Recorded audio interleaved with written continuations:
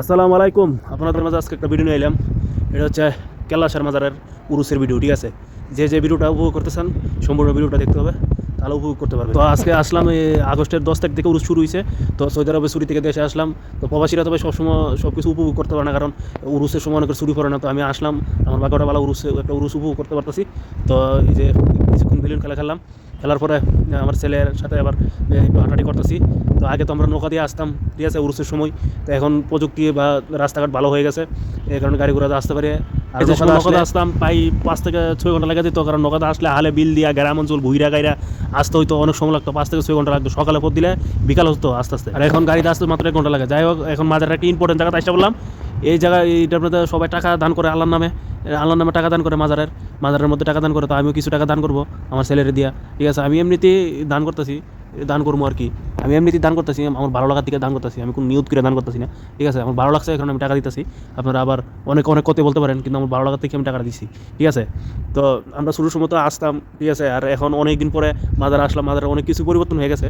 হ্যাঁ, অনেক কিছু পরিবর্তন হয়ে গেছে। এই যে লিশানগুলো দেখতাম আমরা এই টিভিতে সিটির ক্যাসেটের মধ্যে আমরা দেখতাম এগুলো, ঠিক আছে? আর আমি অনেকবার আমার জেলা যেহেতু মামুনবাড়িয়া, আমি মনে হয় 5-6 বারে মাজারে আসছি, ঠিক আছে? কিন্তু ছোটোবেলা আসায় একরকম আর এখন আসায় একরকম, ঠিক আছে? যে যাক, বিদেশ থেকে আসি একটা উরুস পেলাম। আর আজকে ছিল সেটা তো ভাই আনন্দ করার ইয়া নাই, ফ্যামিলি বাদে সারা বছরই বিদেশ থাকা লাগে। তারপরে যাই হোক, আর বিশেষ করে সৌদি আরবে যারা আছে তারা তো বুঝুনি, সৌদি আরবের প্রবাসীরা তো তেমন আনন্দ করার কোনো জায়গা নাই, ঠিক আছে? তারপরে ফ্যামিলিও পাশে থাকে না। যাক, দেশের মাঝে একটা ফ্যামিলিকে নিয়ে একটা উরুস উপভোগ করলাম, এটা অন্য ধরনের একটা আনন্দ লাগতেছে, ফিনিশ লাগতেছে। তো আপনাদের সাথে এটা শেয়ার করলাম। আর আরও অনেক কিছু দেখার আছে। আবার আমরা রাইডে যাবো, রাইডস করতে দেখি যে উরুসের সময় কী কী রাইডগুলো আছে, ঠিক আছে? তো একটু ঘোরাঘুরি করতেছি। অনেক পরিবর্তন হয়ে গেছে আজ থেকে 10-12 বছর আগের খড়মপুর মাজার, কেলাসের মাজার, আর বর্তমানে 2025-এর মাজার অনেক পরিবর্তন হয়ে গেছে দেখলাম, ঠিক আছে? তো মাজার ওই পাশে যাবো এখন, ভিডিওটার সাথে সবাই থাকেন, দেখবেন, ঠিক আছে? এই যে মাজারের ওই পাশে রাইড করতে আইসা পড়ছি, ছেলেকে নিয়ে দেখবেন রাইডে চলে যাবো, ঠিক আছে?